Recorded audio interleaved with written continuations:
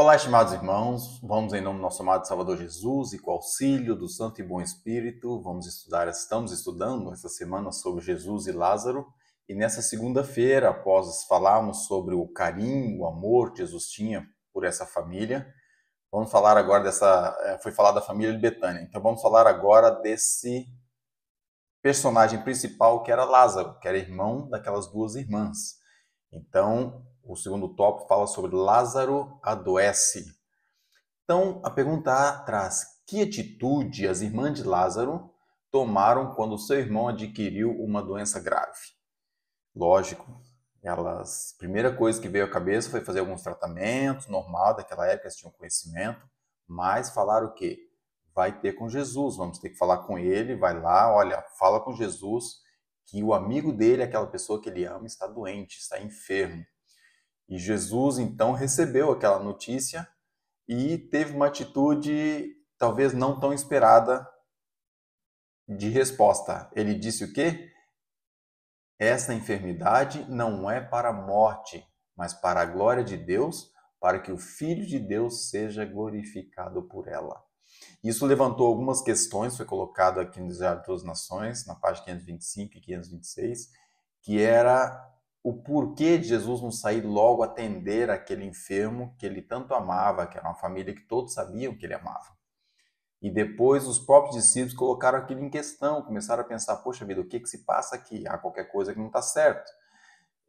Lembraram também de João Batista. João Batista fez um trabalho extraordinário, precursor de Cristo, falou tantas coisas bonitas, preparou, né, o ambiente para Cristo, e bem no fim teve a morte que teve, e Jesus continuou fazendo o seu trabalho sem aparentemente não estar ali presente na circunstância ou livrá-lo daquela circunstância.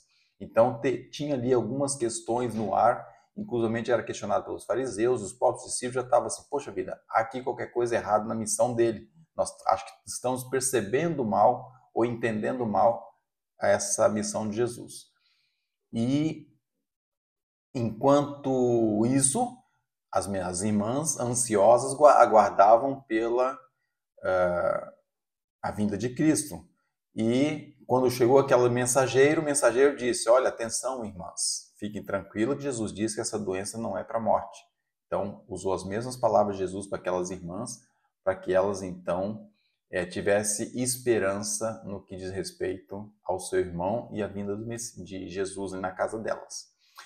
Mas a pergunta B traz: descreva as palavras e ações de Cristo nos dias que se seguiram. Então, qual foram as palavras dele? Jesus afirma que amava Marta e a sua irmã e também a Lázaro. E ouvindo, pois estava enfermo, ficou ainda 2 dias naquele lugar que estava. E depois disso disse a seus discípulos: olha, vamos outra vez para a Judéia. 2 dias depois. E disseram os discípulos: Rabi, ainda agora os judeus procuram te apedrejar e você vai querer voltar lá para a Judéia?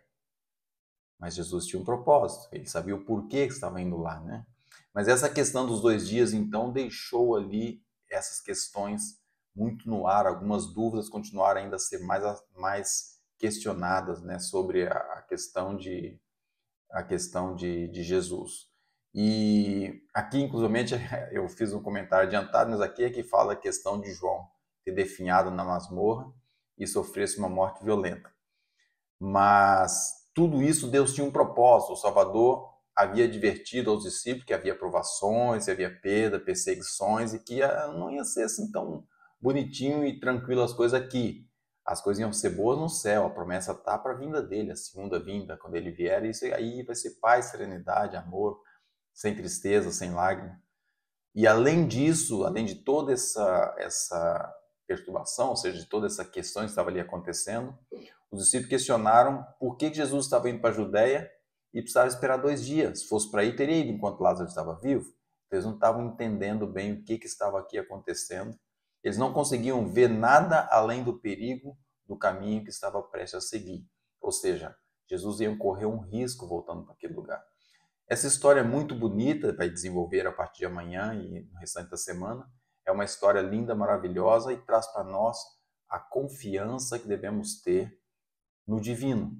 Toda vez que nós oramos e pedimos alguma coisa a Deus, como aquelas irmãs fizeram, Deus tem 3 respostas básicas: o sim, o não e às vezes a que é mais complicada para nós seres humanos atender ou fazer, que é espera.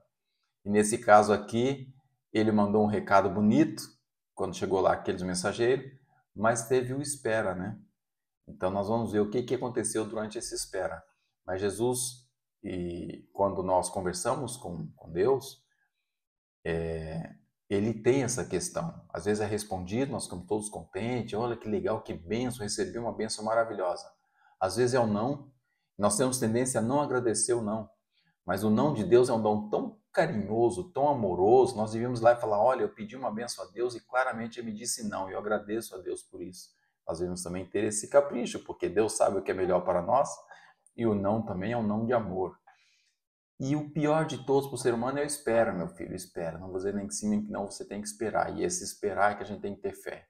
Continuar pedindo, continuar entregando nas mãos dele, algum propósito ele tem. Então esse tópico traz para nós exatamente essa questão hoje, que aqui Jesus realmente disse, espera Maria, espera, e Marta, né? Espera que nós vamos lá ter. O próprio Lázaro, né? Cadê Jesus que não veio? Eu estou ficando doente, estou cada vez pior.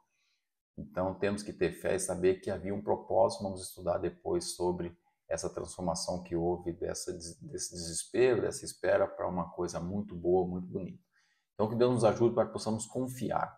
Quando entregamos, temos que lembrar daquele texto, quando fazemos um pedido.